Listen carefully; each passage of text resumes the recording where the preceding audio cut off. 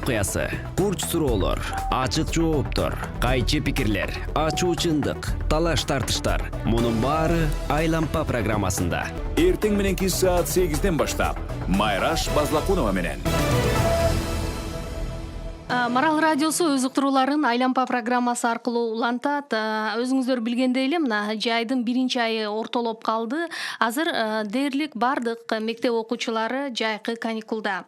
Мына ушул балдардын жайкы эс алуусун уюштуруу жана алардын коопсуздугун камсыздоо тууралуу бүгүнкү программанын алкагында сөз кылалы деп турабыз. Кыргыз Республикасынын вице-премьер-министри Алтынай Өмүрбекова студиянын мейманы. Кош келипсиз, саламатсызбы? Саламатсызбы. Эгерде дал ушул темага байланышкан сурооңуз болсо, анда 68-06-06 телефон номерин терип түз чыгыңыз. Мындан тышкары суроолорду биз 0552-68-06-06 телефон аркылуу дагы кабыл алабыз. Алтынай айым, адегенде ушул жалпы быйылкы жылы мектеп окуучуларынын эс алуусун, каникулун уюштуруу үчүн мамлекеттин бюджетине канча каражат бөлүндү? Анан кандай негизде ал бөлүнүп атат жалпы республиканын аймагына? Маалымат берсеңиз. Дагы бир жолу саламатсыздарбы? Быйыл республикалык бюджеттен 5 миллион сом бөлүндү. Бул акча билим берүү министрлигинин бюджетинде каралган. Ошону менен кошо биз болсо бардык региондорго тизмени берүүнү талап кылабыз. Алар болсо тизме түзүп, бул жерге эми албетте 5 миллион сом аз эле акча болуп атат. Мындай карап көрсөк, 1000 эле баланы камтып атабыз. Булар болсо аз камсыз болгон үй бүлө, көп балалуу үй бүлө, өзүнүн ушундай шарттары бар. Анан балдар үйүндө тарбияланган балдар үчүн деп. Анан алар болсо ушу 5 миллион сом жанагы профсоюздар федерациясына которулуп берет. Ал жерде бизде өзүңүздөр билгендей бир 18дей ошондой лагерлер бар. Алар ошол лагерлерге эс алат. Анан быйыл дагы биз болсо кошумча тапшырма берип, балким ошол эле социалдык өнүктүрүү министрлигинин бюджетинен дагы, ошол эле билим берүү министрлигинин кошумча акча табылса, дагы ошончо бир 5 миллиондой тапсак дагы 1000 деген баланы эс алдыралы деген ой бар. Андан тышкары ошол 818 мектепте лагерь ачылган. Эми ал болсо кыска эле мөөнөттө июнь айында иштейт. Бирок ошонсо дагы 100 миңдей балабыз ал жерде дагы эс алат. Ал жерде 44 сом бир күнгө бөлүнөт. Булар болсо жергиликтүү бюджеттен каралат. Быйылкы жылы ушул бөлүштүрүү маселесине келгендечи, мисалы мектеп лагерлери, мектептерде эле болобу, же болбосо дагы башка жергиликтүү бюджет кошумча мындай имараттарды бөлүп берүү деген маселе жаралып атат. Абдан жакшы суроо. Биз болсо былтырдан бери ошол лагерлерди эле карабай, ар бир айыл өкмөттөн баштап ошол райондук мамлекеттик администрацияларга дагы тапшырма берип атабыз. Ар бир айыл өкмөттө жок болбосо хотя бы боз үй коюп, ошол жерде балдарга жөн эле китеп окуп берип, кичине бир болсо да кружок ачып берип койгула деп. 1-2 сааттан күнүгө. Албетте. Анан былтыртан баштап муну биз болсо жайкы лагерь деп койдук, жайкы мектеп деп атап койгонбуз. Мен өзүм ошол Нарын областында болдум, Чүй областында 1-2 жерге бардык. Абдан жакшы ошондой боз үй тигип коюштур. Ал жерге балдарга шахмат үйрөтүп, кол өнөрчүлүктү үйрөтүп, андан дагы бир жакшы эмебиз бар, площадкабыз. Бул болсо китепканалар. Бизде 1050 китепкана бар мамлекет боюнча. Алар дагы өзүңүздөр билгендей көп учурунда жөн эле туруп калып атышат. Анан ошолорду дагы иштетелик деп, Кысгата районунда мисалы үчүн жаңылбасам ошол бир Лебединовка айыл өкмөтүндө бир библиотеканы көрүп келгенбиз. Ал жерде дагы абдан жакшы бир 3 кружок ачып коюптур. Ошондой сыяктуу тапшырмалар берилген. Анан албетте мына 14-жылдан бери жакшы бир проектибиз бар, бул болсо жайлоо. Балдар бакчасы. Жайлоо балдар бакчасы. Өз убагында алар болсо бир жета 30тан башталса, азыр уже 100гө жетти. Аларды дагы ошол жандандырып иштетип, анан ошол бизде эми өзүбүздүн салт үйүбүз жана боз үйүбүз бар. Ошончуктан мен ойлоп атам, ошону дагы абдан жакшы колдонсок, бири-бирден кружок ачсак, көптөгөн балдарды эс алдырып алабыз. Негизи азыр мына бардыгынын эле каалоосу күч, балдардын эс алуусун каалайт, бирок ошол эле учурда мүмкүнчүлүктөрү жетпейт, каражаты жетишсиз да. Анан ошол аз камсыз болгон аялуу катмардын балдары үчүн дагы мамлекет эсебинен каражат төлөнүп берилеби? Ушул суроону көп угармандарыбыз коюп атат да.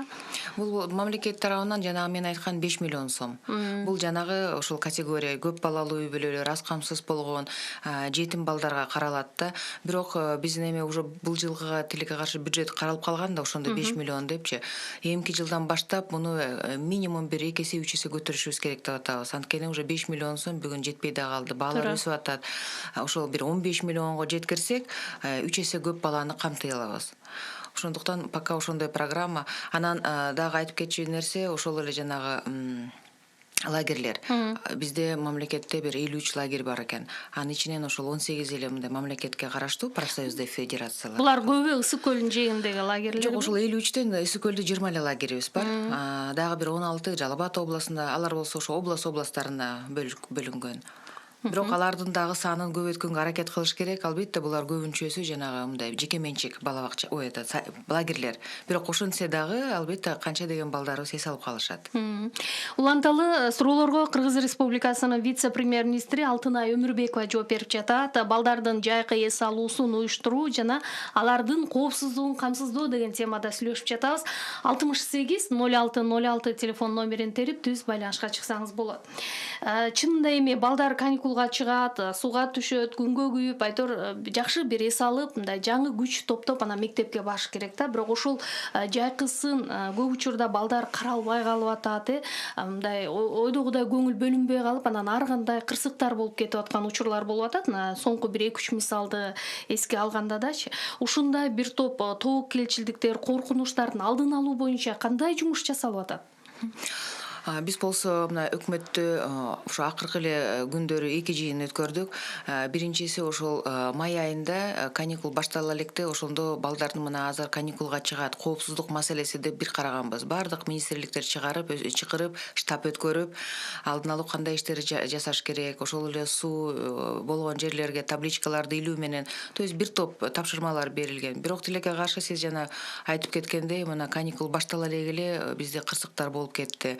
Анан мына биринчи күнү дагы чогулуп ошол жерде өзүнчө мындай кыска мөөнөттүк план иштеп чыктык. Тез ара чара көрүү боюнча. Ал жерде дагы роликтен баштап ошол эле жанагы Facebook, соц тармактар боюнча дагы көптөгөн билдирүүлөрдү жасап, өзгөчө кырдаалдар министрлиги болсо, алар дагы көп жумуш алып барып атат. Плакаттарды илип суу жээктерине. Ошол эле өз алынча башкаруу органдарына дагы тапшырма берилди. Айыл жерлерде сход жасоо боюнча сход жасап, ата-энелерге мындай кичине бир билдирүү кылып, балдарга көңүл бургула, балдар эми өзү менен өзү болуп көп учурларда көчөдө чуркап, ата-энесин кароосуз эле калып атат. Ата-энелер болсо өз иши менен огороддо оокаттап эле балдарга карабай калып атат да. Анан мына ошондой жанагы кырсыктар, туалетке түшүп кеткен кичинекей бала, сууга чөгүп кеткен болот. Албетте балдар болсо жайкысын ойногусу келет, бир жака баргысы келет, тентектик кылгысы келет. Анан эми ата-энеси карабаса, биз чоңдор карабасак кандай болот анан? Ошондуктан бул жерде эң биринчи ошол коомчулуктун ата-энелердин көңүлүн буралык деп чоң бир массалык информациялык кампанияны баштап атабыз. Ар бир жерде ошол билдирүү болсун депчи. Жайкы мезгилде балаңды кара деген мааниде да. Жакшы. Угармандардан суроолор келип түшө баштады. Мынтип кайрылган экен. Соңку бир ай ичинде эле балдар арасында суицид өзгөчө көп болуп кетти. Ушулардын негизги себептерине анализ жасап көрдүңүздөрбү? Эмнеден улам барып атат? Ким себепкер деген? Албетте, биз болсо бул боюнча дагы билим берүү министри, социалдык өнүктүрүү, жанагы ички иштер министрлиги, МЧС болуп чогулуп, ошол жерде мындай бир талкууладык да бул маселени. Анан ар бир болгон суицидти анализдеп чыкканга аракет кылып атабыз. Эмне себептен? Анан мына 13-14 жаштагы балдарга эмне мынча күч келип атат? Эмнеден ошентип муунуп басылып, жанагы суицидке барып атат деген суроого анализ көрсөтүп жатат. Көп учурда ошол эле ата-энесин менен урушуп кетип, ошол ата-энеси менен түшүнбөстүк болуп, классташтар менен мисалы үчүн бир тил табыша албай, анан мындай эми бул переходный возраст деп коет го, биринчи сүйүү деген дагы пайда болот экен. Кээ бир учурларда мындай бир жооп бербесе дагы эме болуп калат экен балдар. Ошондой сыяктуу. Бирок кайра эле түбүндө ошол биз ата-эне балдарга жакшы көңүл бурбаганыбыз. Бала кичине капаланып турса, ошону көрбөгөнүбүз. Эмне болуп атат, эмне этот настроениең жок, эмне маанайың жаман деген дагы суроо бербей, биз болсо жанагы эле оокаттап эле турмушу эле чуркап жүрөбүз, а балдарыбыз ошол маалда депрессия болуп, тил табыша албай, бул өзүнчө мындай физиологиялык эме болот экен да, мындай жагдайлар өзгөрүү болот организмде, психологиялык жактан дагы. Анан ошол маалда албетте өзгөчө балага көңүл буруш керек экен. Анан алар болсо жанагындай балким бир мындай бирөөгө чөчүп, бирөөнү коркутам деген мааниде жанагындай суицидке дагы барган учурлар болот. Уланталы кийинки угарманыбыз кайрылып атат да, мурда биз билгени тез байланыш деп уюштурдуңуздар эле. Ошонун ишин активдештирсеңиздер абдан жакшы болмок. Анткени ошол балдар дагы өздөрү ошол ата энесинен ала албаган мээримди мүмкүн психологдордон алышмак деп кайрылган. Жакшы суроо. Мына жанагы биз план түздүк, 17 пункттан турган. Ал жерде бирден бир ошол 111 деген ысык линия деп коебуз. Ошону активдештирүү. Бул боюнча дагы бардык жерде маалымат берүүгө, ар бир подъездге керек болсо чаптап, ар бир айыл өкмөттүн жанагы көрүнүктүү жерлерине маалымат бергиле деп атабыз. Бул 24 саат иштей турган, бир жумада 7 күн иштей турган линия. Албетте ал жерде мындай адистер жардам бергенге аракет кылышат. 111 деген бул телефон, байланыш телефону. Уланталы балдардын жайкы эс алуусун уюштуруу жана алардын коопсуздугун камсыздоо боюнча маалымат алып, кызыккан суроого жооп алгыңыз келсе, анда телефон чалыңыз 68 06 06. Бул сиз менен бизди түз эфирде байланыштырат. Андан тышкары 0552 68 06 06 WhatsApp номерин терсеңиз болот. Айтмакчы, биз Facebook, башка Марал радиосунун социалдык түйүндөрүндө дагы түз эфирдебиз. Суроолорду ал жака дагы жазып калтырыңыз. Азыр байланышта алгачкы угарман бар экен, кулак салып көрөлүчү. Саламатсызбы? Угатабыз сизди. Алло, саламатсыздарбы? Саламатчылык. Алтынайым, саламатсызбы? Саламатчылык. Мындай мынау чынында эле профсоюздан бөлүнгөн акчалар чынында эле жетишсиз болуп атат да. Анан мен сизден эс алындырганын жөнөтөбүз деп айтсаңыздар, мында Кыргызстандын, конечно, ар бир булуң областтарда өздөрүнүн эс алып турган жерлери бар. Мен жакында областтык профсоюз менен жолугуп келдим, жалпак кандай болуп атат деп билип келдим да, канчаны жөнөтөт. Айтсаңыз, мынау көпчүлүк учурларда ушу колунда жокторго көбүрөөк көңүл бурсаңыз дейм да. Себеби бизде билесиз, баягы тааныш билиш болуп эле чоңдор балдар же болсо эменин балдары кетип калат да, мындай көп балалуу үй бүлөлөр калып калып атат да. Ушундай көбүрөөк көңүл бурсаңыз. Анан кийин туура айтып атат, мынау акыркы күндөрү түшүндүрүү иштери өтө аз болуп атат. Мен кошулам, мынау сууга түшүп кеткенден, анан азыр эс алуу жай болуп, бизге барган өрттөгөндөн бир нерсе шашлык кыла коюп, бир нерсе кыла коюп, ушундай нерселерди көбүрөөк түшүндүрүү иштерин көргүзүп, телевизордон, ребелерден көрсөтүп турсак, жакшы болобу деген ойдомун да. Рахмат. Албетте жакшы суроо болду, жана бөлүштүрүү боюнча. Ошол себептен биз болсо айттык, ар бир область бир комиссия түзүп, карап чыгып, талдап, балким кайсы бир балдар былтыр эс алган. Эми бир эле бала албетте колунда эме жана аз камсыз үй бүлөдөн балким болушу мүмкүн, бирок ошону дагы мындай эме мүмкүнчүлүккө жараша кезек менен деп. Ошондуктан ошондой тапшырма бердик. Мен ойлойм, эми ар бир область ошол бир 5-6 киши чогулуп алып, талдап, именно муктаж болгон балдарды жибергенге аракет кылат го деп. Бирок мен ошо менен кошо жана айтып кетпедим, дагы кошумча акча бөлгөнгө аракет кылабыз. Эми дагы 2,5 айыбыз бар. Вот ошол мезгилде дагы балким бөлүнүп калса, көбүрөөк балдарды ахват кылабыз. А маалымат иштерин мына мен ойлойм, барыңыздар эми байкайсыз го, чоң бир массалык информациялык кампанияны баштаган жатабыз. Мамлекеттик телеканалдар, областтык телеканалдар роликтерди жанагы социалдык тармак боюнча дагы баракчаларда, анан белгилүү адамдарды дагы чакырып атабыз. Бир 10 чакты адамды, мисал катары Валентина Шевченко ошол эле да, биздин жанагы жаштар, ошол эле биздин ырчыларыбыз белгилүү. Кумир туткан кишилерди дагы ошолордо сүйлөтөлүк деп, алар дагы мындай балким чакырык жасаса, ошол балдарга кайрылып, мындай ар кандай болот, бирок сен мындай күчтүү болушуң керек деп, бир мындай мотивация бере турган роликтерди дагы азыр ойнотуп атабыз. Чындыгында бул бизде Кыргызстанда аябаганда жетишсиз, Ооба.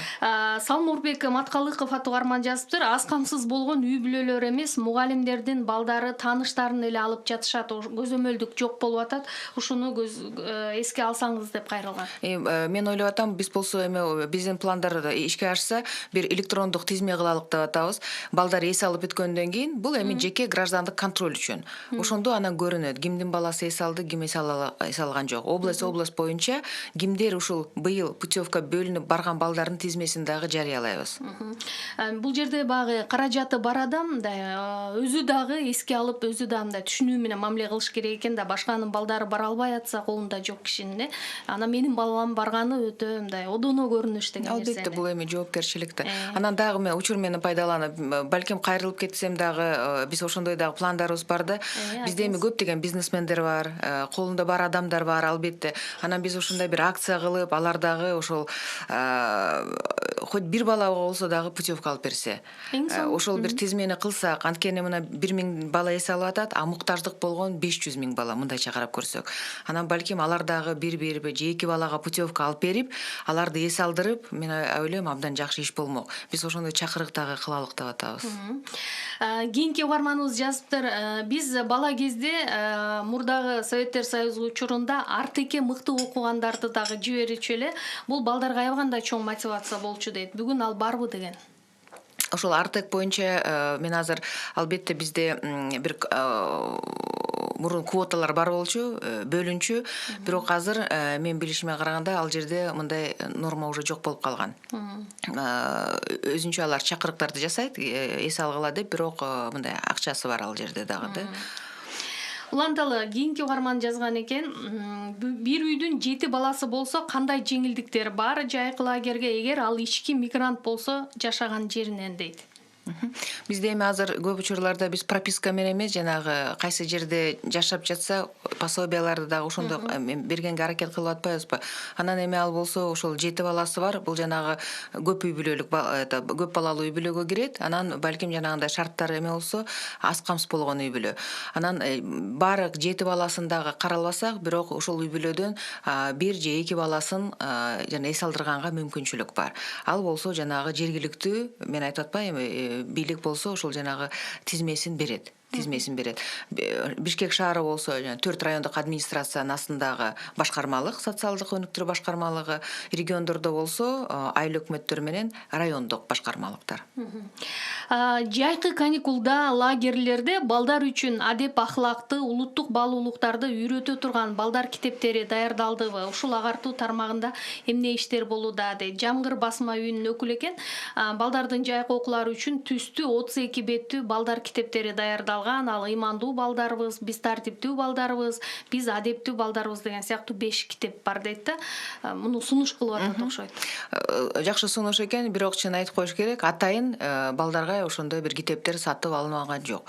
Ушул именно лагерге карата депчи. Алар болсо бардыгы тең ошол эле жанагы мектепте болгон библиотекалардын жана китептерин колдонушат, жана башка. Же болбосо жана дөмөрчүлүктөр спонсорлор берген өзгөчө жанагы юрталарга, боз үйлөргө болгон лагердерге. Анан ушул жайкы эс алуу лагерлерин уюштуруп жатканда балдар ушул 10 күндүн ичинде, мүмкүн 14 күндүн ичинде эмне менен алек болуп атканда программа бар деген жагдайдагы эске алынабы? Дегеним аны жөн эле оюн менен же суга түшүү менен өткөрүп кетип койбош үчүн мындай пайдалуу болсун деген аракет кандай көрүлөт? Албетте, ошол эле жанагы 818 мектептин астындагы лагерлерге өзүнчө программа түзүлөт. Толугу менен ошол жанагы стандарттарга жооп бериш керек да. Алар болсо ойнойт. Ошол эле маалда музейлерге, кинотеатрларга, башка дагы маалымат алуу жерлерге анын баары тең каралган. Ошону менен кошо жана спорттук иш-чаралар да каралган. Албетте, бул толугу менен мындай комплекстүү иш-чара. Анан ар бир лагерь дагы ошондой кылганга аракет кылат. Анткени өзгөчө жана жеке менчик лагерлер дагы программасын жакшы кылганга аракет кылат. Анткени эмдиги жылы дагы балдар келсин деп. Профсоюздар аркылуу лагерлер дагы бүт ошол жанагы өзүнүн программасы менен кетет.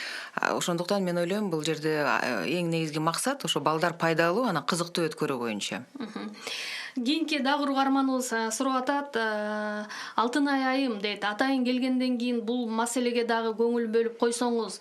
Азыр дейт, балдар бош убактыларында атайын парктарга барып эс алып атат. Батут деген балекет чыкты. Балыкчы дагы жабыркаган балдарды уктуңуз да дейт. Бул боюнча эмне жумуш жасалышы керек? Дегеле бардык оюн, зоок жайларды текшерүүгө аласыңарбы деп кайрылган. Май айында ошол 1-июнь балдар, эл аралык балдар күнүн эске алып, балдар баары тең парктарга барат, анан акысыз ал жерде түшөт деп ошону эске алып, биз болсо мамлекеттик экотех инспекциясына тапшырма бергенбиз. Алар болсо баарын тең парктарды кыдырып, анан кээ бир парктарда аттракциондорду жапканга аракет кылышканда жаптык деп маалымат беришкен. Анткени өтө эле мындай начар шартта. Ошол жана мен айтып аткан тез мындай ыкчам чаралар боюнча, коопсуздук боюнча 17 пункттан турган план иштеп чыктык деп атпайбы? Ошол жерде бирден бир пункт кайра эле ошол госэкотех инспекция бардык балдар эс ала турган жайларга барып, ошол эле батуттан баштап эмне үчүн турат? Биз мисалы үчүн кайсы коопсуздук жерде турабы, жаканда жана балыкчыда болгон окуя кайталанбасын деген максатта ал тапшырманы дагы бердик. Эми көп учурларда вот ошондой батуттардагы эч бир эмеси жок, жанагы макулдук кагаздары жок, эч бир сүйлөшүүлөр жок, договору жок эле каалаган жерине коюп, анан жоопкерчилик келгенде ким тартат? Эме мындай суроо жаралатат да. Ошондуктан албетте биз батуттарга каршы эмеспиз. Көптөгөн балдар аны жакшы көрөт, бирок анын дагы өзүнүн эрежеси бар да. Кайсы жерде койсо болот, балдарды кандай караш керек ал жерде. Мен ойлойм, ошо маалымат алганда кайсы жерде жайгашып, кандай шарттар менен мындай толугураак маалымат беребиз. Кайсынысын эме керек болсо жабыш керек дагы, балким туура эмес турса, же батут жанагындай нормаларга жооп бербесе. Демек, жайкысын ушул бардык аттракциондорду көзөмөлдүккө алыш керек экен да, Бул иш тынымсыз жүрүш керек, албетте. Бул жерде эми жанагы өзгөчө көңүл, бул өз алынча башкаруу органдар, анан биздин госэкотех инспекция.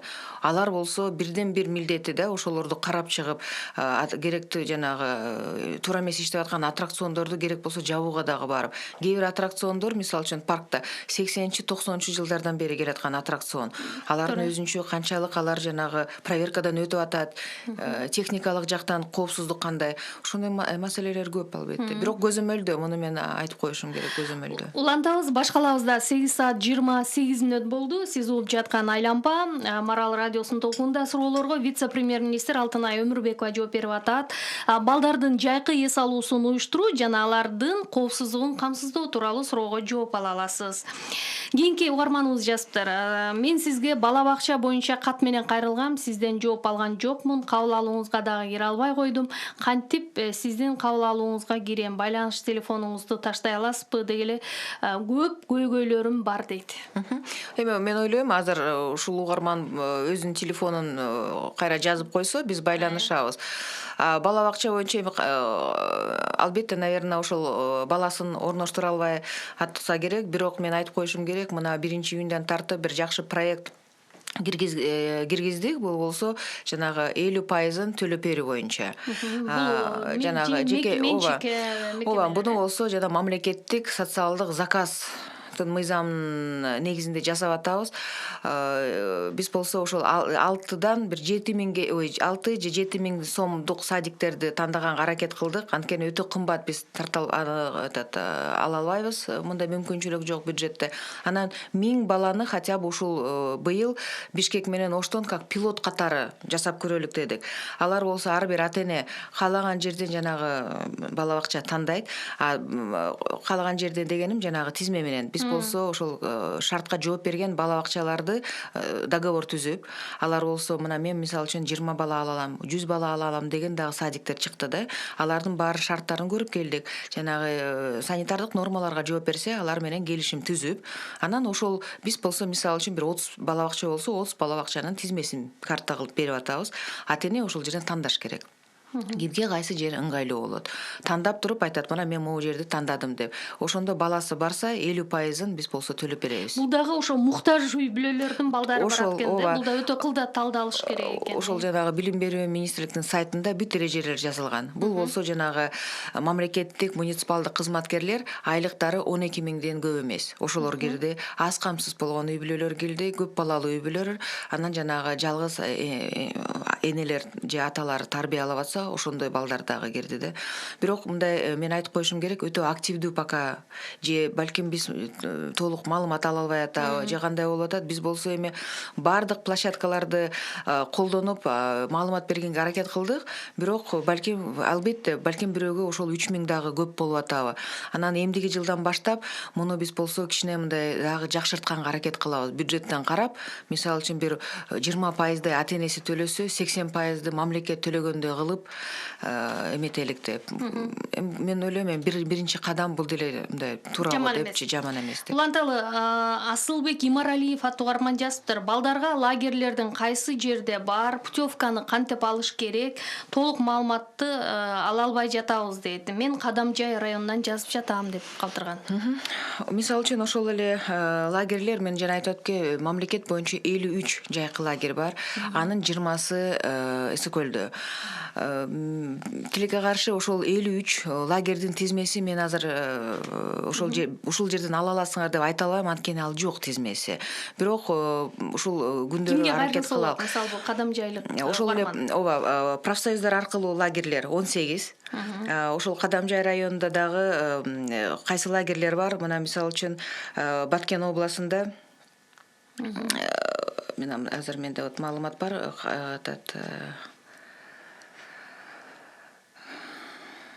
Баткен областында бизде болсо аз эле лагерлер бар экен. Мына этот 7 лагерь деп эметип атат да, маалымат берип атат. Вот лагерлердин тизмесин биз болсо тизме кылып чыгаралык. Мен ойлойм, ал болсо билим берүү министрлигинин сайтына илгиргенге аракет кылабыз. Кайсынысы профсоюздук лагерлер, бааларын жазып. Ооба. Ал түгүл маалымат каражаттарына чыгарып койсоңуздар дагы, жалпы замандаштарыбыз үчүн да жеңилирээк болуш керек. Мына мисалы үчүн ошол эле Кадамжай районунда Ак суу деген лагерь бар экен, Учкун айылында. Алтын бешик деген Исфана шаарында бар экен, анан Баткен районунда Алтын бешик деген лагерь бар экен. Бирок толук тизмени кайсы жерде кандай лагерь бар, биз жана мен айтып кеткендей, ошол дагы Кызыл Кия менен Сүлүктадагы, демек Баткен областы боюнча 5 лагерь бар экен. Анан алардын тизмесин жарыялайлык. Биз маалымат беребиз. Ошол билим берүү министрлигинин сайтына илелик. 53 жана лагерде. Улантабыз, кийинки угарман, саламатсызбы? Алло. Угатабыз сизди, айтыңыз сурооңузду. Саламатсыңарбы? Мен Бишкек шаарынан чалып атам. Биз мурда 6 микрорайондо жашачубуз. 2 балам детсадка барчу. Анан ошол райондон 1 микрорайонго көчүп келдик. Көчүп келип детсадтарга барсак, электронный очередь деди. Хорошо, электронный очередке турдук. Эмне себептен бир льгота жок. Биз электронный очередтен туруп эле башка жака келдик. Бир мындай льгота болуш керек да. Бир эле шаарда турабыз. Микрорайондон микрорайонго. Эми мына 2 балабызды детсад албай, электронный очередь деп садик албайт. Частный садикке барсак 7000ден деп атат. Анан жаңгыз боймун. 3 балам бар. Улусу 1 класста окуйт. Кандай кылсам болот? Мына жанагы мен айтып кеткен мамлекеттик социалдык заказ, сиз ошол жерге катыша аласыз, жана 7000 деп атпайсызбы? Ошондо демек 3,5 төлөйсүз, жалгыз бой эне катары билим берүү министрлигинин сайтында карасаңыз болот. Бирок жана сиз айтып кеткен, чынында эле ал маселе бар, каралган эмес.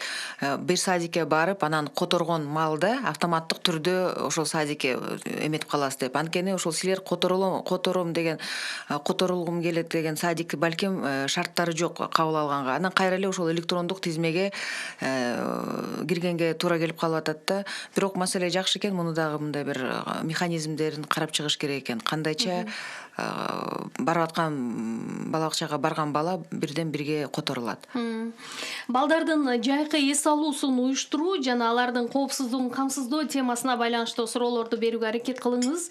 68 06 06, ошондой эле 0552 68 06 06 WhatsApp номер иштейт. Дагы бир угарманыбыз кайрылып атат.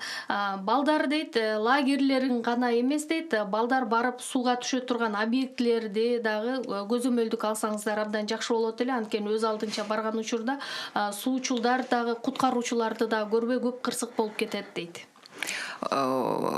Бул да абдан туура маселе. Жана мен айтып кеткендей, бул жерде өзгөчө кырдаалдар министрлиги өз алдынча башкаруу органдары менен ишти алып барып атат. Кандай себептен?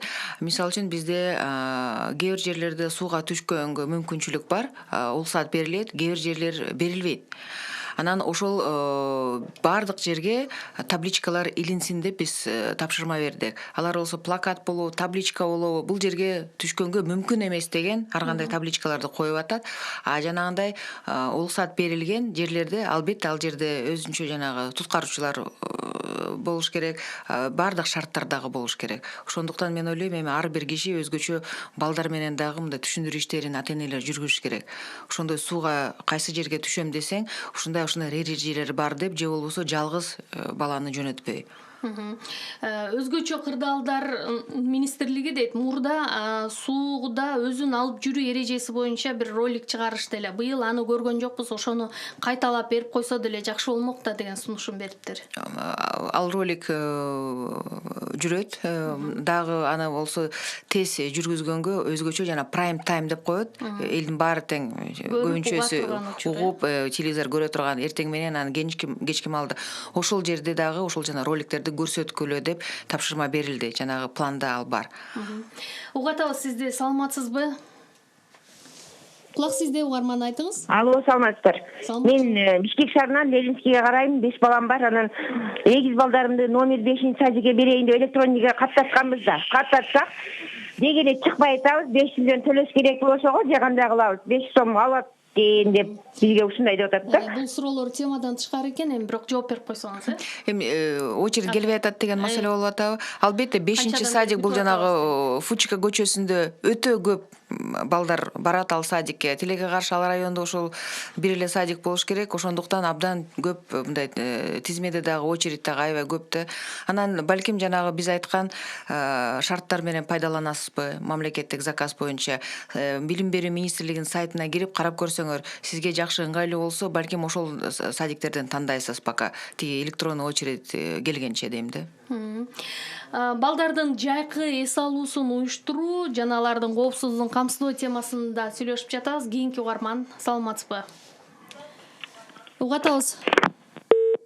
Кайра номерди териңиз 680606. Дагы бир угарман жазган. Жайлоо бала бакча деген түшүнүктү биринчи жолу угуп атам, мага аябай жакты дейт. Анан бул күнү бою кармап балдар менен иштейби же 2-3 саат гана деп сурап атат. Шарттар ар кандай, өзгөчө жанагы 3 сааттык курстар ошол эле. Бирок жанагы алкы жайлоолордо албетте ал болсо ошол эртең менен кечке чейин кадимки эле садикте болуп иштейт, эрежеси ошондой.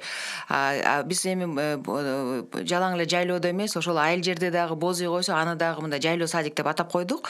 Вот, алардын эрежеси эми 2-3 саатка алып келет ата-энеси, анан алмашып турат да. Мисалы үчүн 9-дан баштасак 5ке чейин. Мындай кичине балдар дагы көбүрөөк группа менен бөлүп коет экен. Группа менен ошентип очередь менен киргенге аракет кылышат. Бирок бул жакшы проект деп ойлоп атабыз. Ошону мен жана дагы белгилеп кеттим.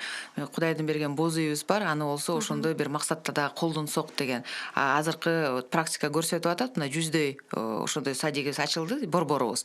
Абдан ата-энелер дагы, балдар дагы жакшы кабыл алып атат. Муну демек жылдан жылга дагы көбөйтөбүз. Кийинки угарман жазган экен. Айылда өзүбүз деле көп эмес каражатты төлөп берүүгө даярбыз. Эң жок дегенде мектептерде деле ошондой лагерлерди жергиликтүү бийлик, айыл өкмөттөрү уюштуруп берсе болобу же буга уруксаат берилбейби деп кайрылган. Мен жана айтып кетпедимби, бизде 2200 мектептен ошол 818 эле ачылган. Анткени алар болсо ошо шарттары бар. Балдарга тамактануу жерлери бар. Кээ бир мектептерде бизде жана буфет эле бар, столовый жок да, билесиздер. Ошондуктан пока баардык толук 2000 мектеп лагерь ачканга шарттар жок. Бирок муну дагы ошол биз айыл өкмөттөргө жанагы эле программада тапшырма катары берилгенбиз. Кичине маданият үйү болсо дагы, кайсы бир имарат болсо ошол ар бир мындай жерге ачканга аракет кылгыла деп. Жок дегенде ошондо жанагы ооба, жок дегенде хотя бы бир болсо 2 боз үй коюп, ошо балдарга ошондой өзүнчө борбор түзүп берүү боюнча. Бул жерде бүт жанагы клубтар болобу, маданият үйлөрү, китепканалар болобу, жөн эле боз үй коесуңарбы, эч кылса бирден бир бүгүнкү күнү биздин милдетибиз ошол балдарга эски жайкы эс алууну уюштуруп берүү. Угатабыз сизди. Мен 5 мүнөт мурда суроо бердим эле, бир садиктен бир садикке перевод болгону кандай болот? Переводу жок экен, ошон үчүн электронный очередке туруш керек деп. Ошого эжеке ответин берди. Эми менде суроода, вот, например, Салиева көчөдөгү Салиева көчөдө Аламидин бирдеги частный садик бар экен. Ошол садик киреби бул спискага 50% пайызы вот өкмөт төлөп берет деген. Ошону суроону сиз болсо жана билим берүү министрлигинин сайтына кирсеңиз, ошол сайтта бүт жанагы кайсы бала бакчалар кирди, ошонун тизмеси бар. Же болбосо сиз өзүңүздүн жана телефонуңузду азыр жөнөтүп койсоңуз, биздин адис байланышып сизге бүт түшүндүрмө берет да. Кайсы садиктер кирди? Мен азыр так айта албайт экен, анткени садиктер, көп эле садиктер келишим түзүп атат. Анан ошол именно жана сиз каалаган садик кирдиби, кирген жокпу? Анткени мен айтып атпаймынбы, шарттарын да карап атабыз да. Кирем деген садиктер кээ бир учурларда болуп атат, бирок шарттары жок. Ошондуктан биз алар менен келишим түзө албайбыз. А так аракет кылып атабыз көп эле садиктер менен келишим түзүп, балдарга ошондой шарттарды түзүп бергенге. Дагы угарман жазыптыр да, балдар эс алуусун уюштурганыңар абдан жакшы дейт. Мындан 2-3 жыл мурун дейт, ден соолугуна мүмкүнчүлүгү чектелген майып балдарын эс алуусу үчүн дагы каражат карап эс алып келишкен дейт. Быйыл болсо ал боюнча сөз жок, каралбайбы деп кайрылган. Социалдык өнүктүрүү министрлигинин бюджетинде каралган. Ал болсо ошол мүмкүнчүлүгү чектелген балдарга, жалаң эле балдар эмес, чоң кишилерге дагы жанагындай санаторий, анткени мыйзамда каралган да, алар болсо сөзсүз милдеттүү мамлекет аларга путевка берүү боюнча. Вот анан жанагы ошол эле биздин жанагы 5 миллион сом бөлүнүп атпайбы билим берүү министрлиги тарабынан. Ал жерде дагы кайсы балдар балким мындай ошол лагерлерге шарттары жарап бара алса, аларды дагы карайбыз. Алар дагы бар да, ошол балдар дагы кире алат деп. Бирок кээ бир учурларда мүмкүнчүлүгү чектелген балдарга өзүнчө мындай эрежелер керек болот да, шарттар. Ошондуктан кээ бир учурларда жанагындай жалпы лагерлерге бара албай калып атышат. Бирок ал жерде билим берүү министрлигинин бюджетинде каралат именно ошол мүмкүнчүлүгү чектелген балдарга дагы, чоңдорго дагы эс алуу. Сизден жардам сурайм, кабыл алууңузду суранам деп калтырыптыр өзүнүн номерин, анан мен сизге берип коеюн. Дагы угарманыбыз жазып атат, балдарга дейт, лагерлердин баасы канча деген. Балдар лагеринин баасы канча? Баалары чын айтсам ар кандай бир 4,5 миңден жогору. Ошол эле эң арзан жанагы профсоюздар аркылуу. Демек силер болсо жанагындай социалдык төлөмдөрдү жасап, профсоюздун мүчөсү болсоңуз, сиздин балаңызга жанагы путевканын баасы 50% арзан болот. Вот аны дагы жана профсоюздар аркылуу алса болот. Жана 1000 баланын тизмесине кирбесеңиз деле, бирок профсоюздун мүчөсү болсоңуз, лагерге путевка сиздерге бир топ арзан болот. Мисалы үчүн жеке менчик лагерлерде баалар ар кандай. 5,5 миңден кээ бир учурларда 20 миңге чейин дагы жетет. Аны болсо эми ар бир ата-эне мүмкүнчүлүгүнө жараша кылат. Мамлекеттик жанагы лагерлер деп коебуз, профсоюздар аркылуу. Алар албетте эң арзан. Кийинки угарман Алтынай Сейитбековна, балдардын лагерлерин уюштуруп атканыңар жакшы дейт, бирок жеке менчик балдар лагерлерин да карап койсоңор, анткени алар бардык норма талаптарга жооп береби жок, өзгөчө жайкысын дейт, тамак аштан ууланган же жугуштуу оорулар чыгып калган учурлар кездешет да дейт. Бул жерде эң башында дагы эметип кеттик, жана саламаттык сактоо министрлиги менен жана госэкотехинспекция алар болсо чыгып ошону карашат шарттарын.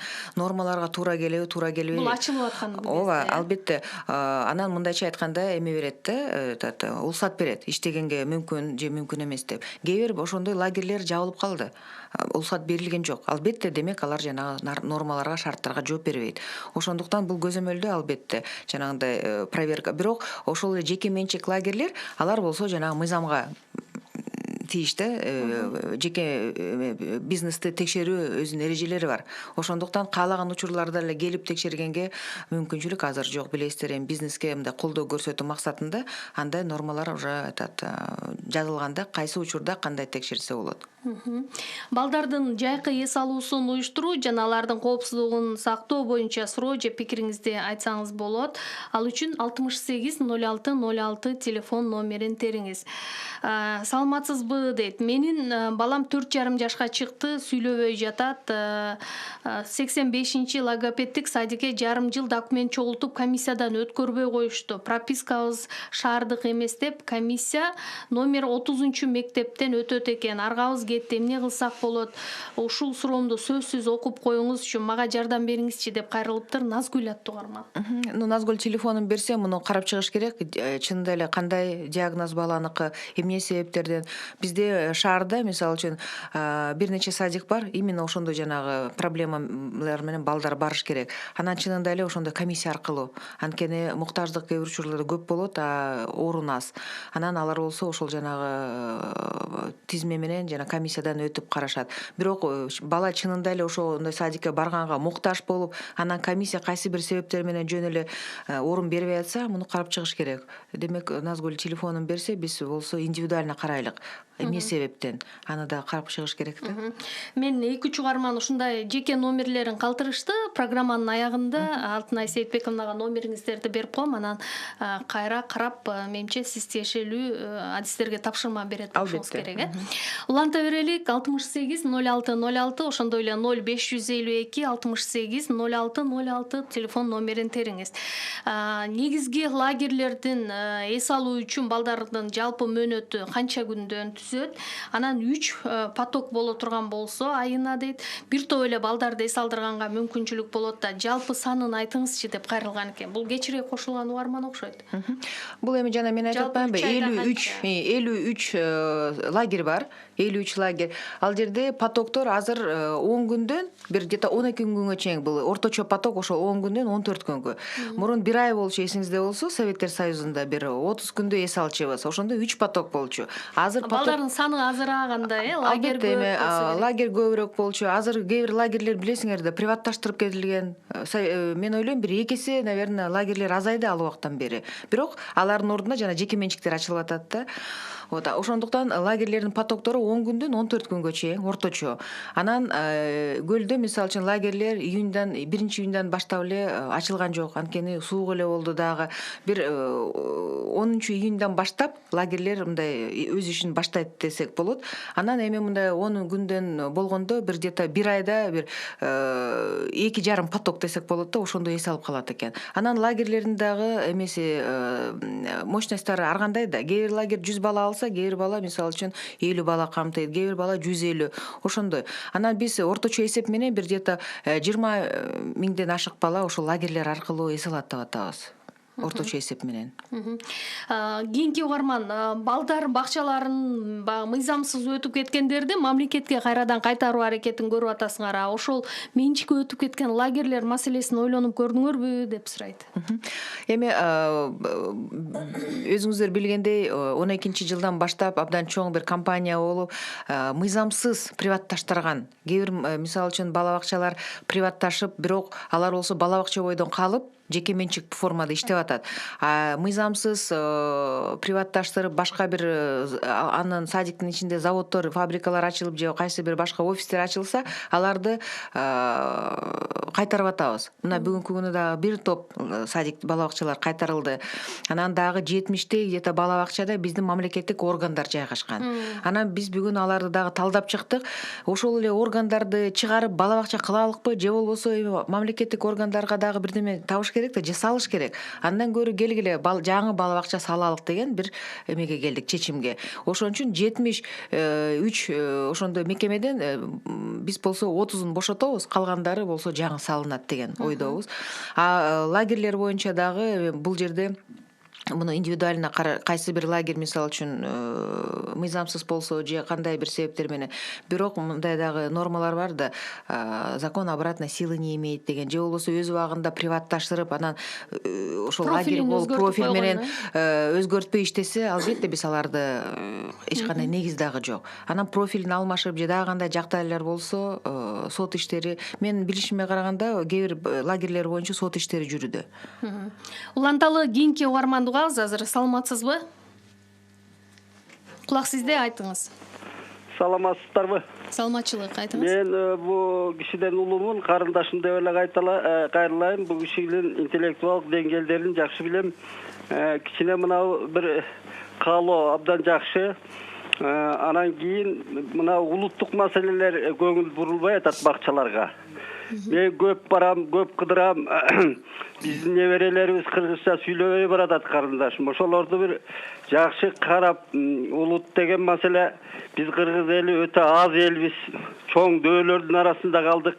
Анан бир ушуягын карасаңыз, мына улуу Кытай Конфуций, Лаоцу деген 2,5 миң жылдык мурдагы ойчулдарын бала бакчада жаткытат.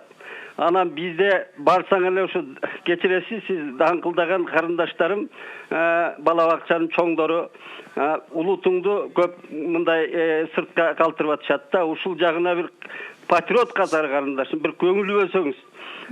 Биздин рухубуз тамырдан ажырагандан кийин ал элдигинен калат. Анын кереги да жок болуп калат. Аты бар, заты жок мамлекетке айланабыз. Ошон үчүн бир карап коюңуз. Мен Дүйшөн Керимов деген жазуучумун, журналист. Ийгилик каалайм бул карындашыма. Рахмат агай, сунуштарыңызга дагы.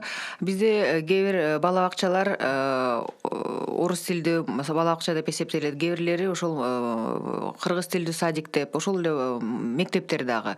Анан кандай болгон садик болбосун, бизде билим берүү стандарты бар. Ал жер ошол стандартка сөзсүз түрдө мамлекеттик тилде окуу кирет да. Ошондуктан ар бир бала бакчада мамлекеттик тилди окутат. Ар бир мектепте, даже орус мектеп болсо дагы окутат, же болбосо башка тилде. Бизде өзгөчө бир 70-80% болсо мамлекеттик тилдүү мектептер. Анан өзгөчө Бишкек шаарында орус тилдүү дагы мектептер аралаш. Ошондуктан эми сиздин сунушуңузду эске алалык, бирок мамлекеттик тилди өзгөчө билбейт деген балдар болар болсо Бишкек шаарында. Анан мен ойлойм, өзүбүз кыргыз болгондон кийин үй бүлөдө дагы балдар менен кыргызча сүйлөп, ошол мамлекеттик өзүбүздүн эне тилибизди үйрөткөнгө ар бир ата эне дагы мен ойлойм милдеттүү. Жалаң эле бала бакчага же мектепке ишенбей. Ошондуктан мен ойлойм бул жерде эми баарыбыздын дагы мындай граждандык жоопкерчилигибиз. Уланталы жайкы балдардын эмге ушул эс алуусун уюштуруу жана алардын коопсуздугун камсыздоо тууралуу сүйлөшүп атабыз. Угарманга кезек берем. Саламатсызбы? Саламатсызбы? Айтыңыз, өзүңүз тааныштырып койсоңуз. Максат, мен Тоң районунан чыгып атам да. Биздин мисалы Дөкөнбаев айылында биз илгери чоңойгон садик бар эле да, Күнчүгүз садиги. Ал приватташып кеткен да. Азыр ордуна магазин иштеп атат. Анан мисалы өйдө жак ошол Күнчүгүз өрөн деп коебуз. Ошол жактагы мисалы балдар садикке бара албайт да, Кировко барышат, ылдый. Абдан эле алыс да. Ошол садикти кайра артка кайтарып алса болобу? Себеби канча деген балага шарт түзүлөт да. Садикке баруугачы азыр эми магазин иштеп атат. Ошол жактагы учурдагы бир миллионер сатып алган. Темадан тышкаркы суроо экен, бирок айтып коюңуз, Албетте, мыйзамга ылайык, ошол өз убагында 90-жылдары приватташтырып кеткен бала бакча болсо дагы, кайсы бир бала бакча болобу же социалдык объект деп каралганда, алар болсо профилин өзгөрткөнгө тыюу салынган. Анан жана сиз айтып аткан бала бакчада азыр дүкөн болсо, ал бала бакча боюнча райондук администрацияга кат жазып, алар болсо прокуратурага кайрылат. Анан прокуратура ошол ишти жүргүзөт, текшерип чыгып, канчалык мыйзамдуу приватташтырган, анан жана профили өзгөрткөн деп. Анан мыйзамсыз болсо сотко кайрылат. Сот аркылуу биз болсо кайтара алабыз. Эреже ошондой. Улантабыз 68-06-06 студиянын номери. Алтынай Сейитбековна, биз сизден өзгөчө суранабыз. Азыр балдар кароосуз калып, ар кандай жосундарга туш келип калып атат. Ошону ата энелерге эскертсеңиздер, айыл өкмөттөр, жергиликтүү аймактардагы мектеп администрациялары ушул тобокелдиктердин алдын алган жумуш жасаса жакшы болмок дейт. Абдан жакшы. Мен жана айтып кетпедимби, ар бир айыл өкмөтү азыр сход болот. Сходдо ошол милициянын билим берүү тармагы кээ бир мүмкүнчүлүгүбүз болсо, балким ошол волонтер психологдорду дагы барып, ошол ата энелер менен сүйлөшөбүз. Именно бир эле тема боюнча балдардын коопсуздугу жайкы мезгилде. Бул бир. Андан тышкары биз болсо СМС рассылка кылабыз. Мына ар бир ата эненин колунда уюлдук телефону бар. Кээ бирде бизге жана аба ырайы боюнча маалымат келет да, аны болсо ошо биз болсо МЧСке тапшырма бердик. Алар болсо ошондой рассылка жасап, ар бир ата энеге дагы бир эскертүү болот. Андан андан тышкары жанагы теле аркылуу, радио аркылуу, Facebook баракча, Instagram иши кылса бардык мүмкүнчүлүктөрдү пайдаланып ошондой бир кыска билдирүүлөрдү жазабыз. Бул эмнеге жазып атабыз? Ар бир ата эне кичине мындай ошондой маселе бар экен деп мындай көңүл бурсун депчи. Анан биз болсо бардыгыбыз тең ошол коомчулуктун ата эненин көңүлүн бурсак, балким биз болсо балдарга кичине башкача мамиле кылабыз. Эми программабыздын соңунда айта кетели, эгерде ушул балдардын жайкы эс алуусун уюштурууга байланышкан суроолор болсо, сиздер түздөн түз жергиликтүү бийликке кайрылсаңыздар болот экен. Ал эми жайкы эс ала турган балдар лагерлеринин жалпы толук тизмеси бул билим берүү министрлигинин сайтына жарыяланат. Биз жарыялайбыз да, баасы менен дагы ошо кайсы бала бакча, кайсы лагерлери бар, кайсы жерде жайгашкан, анан орточо баасын и контакттык телефондорун беребиз. Анан албетте ата эне эң негизгиси ушул жайкысын, аргыл, кырсык, тобокелчилдиктерин алдын алуу үчүн жеке жоопкерчиликтүү мамиле кылуу керек экен. Албетте. Сизге ыраазычылык билдирем. Ийгилик каалайлы. Вице-премьер-министр Алтынай Өмүрбекова жооп берди суроолорго. Ушуну менен Айлампа программасын жыйынтыктайбыз.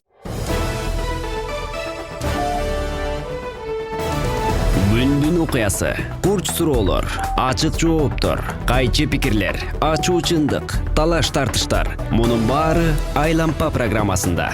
Эртең мененки саат 8-ден баштап Майраш Базлакунова менен.